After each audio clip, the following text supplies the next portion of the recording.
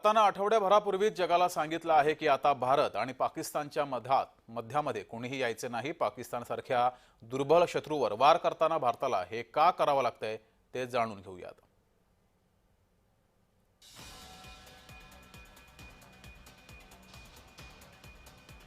तर भारतानं याआधीच संपूर्ण जगाला हे सांगितलेलं आहे की भारत पाकिस्तानमध्ये आता कोणी यायचं नाही।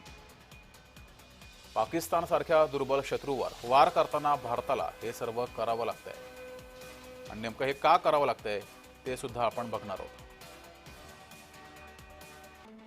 भारताला अमेरिका आणि रशियाचं समर्थन गरजेचं आहे।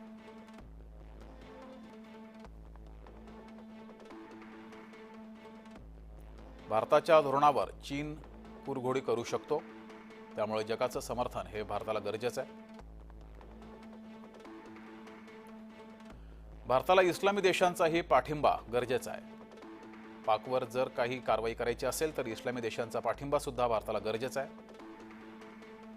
पाकड्यांचा कांगावा मोडून काढायला आंतरराष्ट्रीय समर्थन गरजेचं आहे आणि त्यासाठी भारताचे प्रयत्नही सुरू झालेत।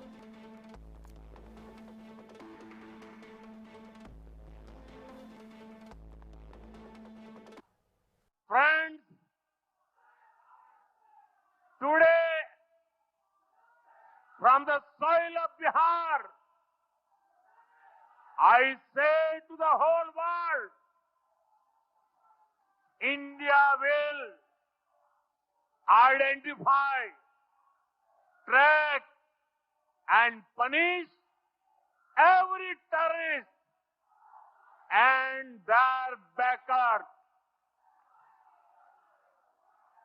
We will pursue them to the ends of the earth. India's spirit will never be broken by terrorism. Every effort will be made to ensure that justice is done. तर अशा स्थितीमध्ये आता मोदींसमोर निवडक पर्यायच उरलेले आहेत। ते कोणते पर्याय आहेत ते पाहूयात। पाक सोबत थेट युद्ध टाळणं हा एक पर्याय आहे।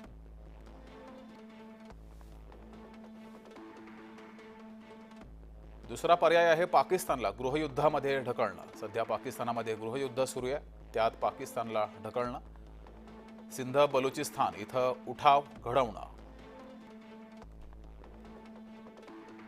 पुढचा पर्याय आहे पाकव्याप्त संपूर्ण भूभाग हा परत मिळवणं। आणि आणखी एक पर्याय आहे पाकिस्तानचे 3 तुकडे करणं। हे मोदींसमोर निवडक पर्याय आहेत।